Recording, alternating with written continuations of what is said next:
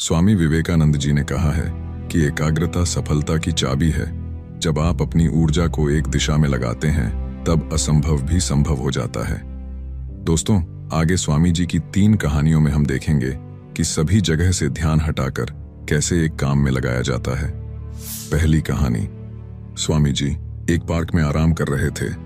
वहां उन्होंने एक लड़के को देखा जो एक खाली पेज पर कठिन श्लोक लिखने की कोशिश कर रहा था, लेकिन गलतियों के कारण बार बार पेज फाड़ रहा था और हर बार नए पेज से शुरू कर रहा था। कुछ समय बाद लड़के का ध्यान स्वामी जी पर गया तो लड़का तुरंत उनके पास गया और प्रणाम करके कहा, स्वामी जी, मैं पिछले 3 घंटे से इस श्लोक को सही से लिखने की कोशिश कर रहा हूं, लेकिन हर बार कोई ना कोई गलती हो जाती है जिससे मुझे शुरू से शुरुआत करनी पड़ती है। मुझे समझ नहीं आ रहा कि मैं क्यों नहीं लिख पा रहा हूं।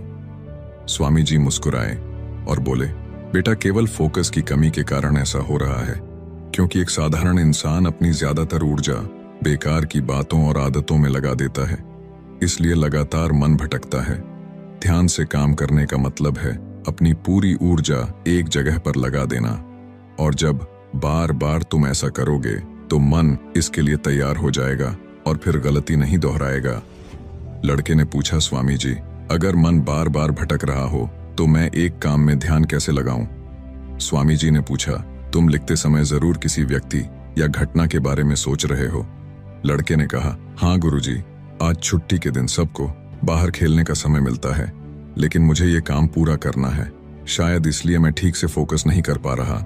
स्वामी जी ने कहा, ठीक है, अब इन सरल तरीकों को समझो, फिर तुम अपने काम को मन लगाकर कर सकोगे। लगातार गहरी सांस लो। स्वामी जी ने कहा, जब भी तुम्हारा मन भटके तो 5 गहरी सांसें लो और अपना ध्यान काम और खेल दोनों से हटाकर अपनी सांसों पर लेकर आओ। जितना तुम अपनी सांसों को देखोगे उतना ही तुम्हारा मन शांत होने लगेगा। काम को महसूस करो। जब तुम लिख रहे हो तब सब कुछ बारीकी से महसूस करो, जैसे पेन तुम्हारे हाथ को छू रही है, और लिखते समय जो आवाज हो रही है उसे भी ध्यान से सुनो। जब तुम सभी चीजों पर बारीकी से गौर करोगे तो ध्यान भटकना कम हो जाएगा और तुम्हारा मन और शरीर केवल एक काम में लगा रहेगा। तुम्हारा ध्यान काम पर इतना केंद्रित हो जाएगा कि तुम्हें समय का पता भी नहीं चलेगा।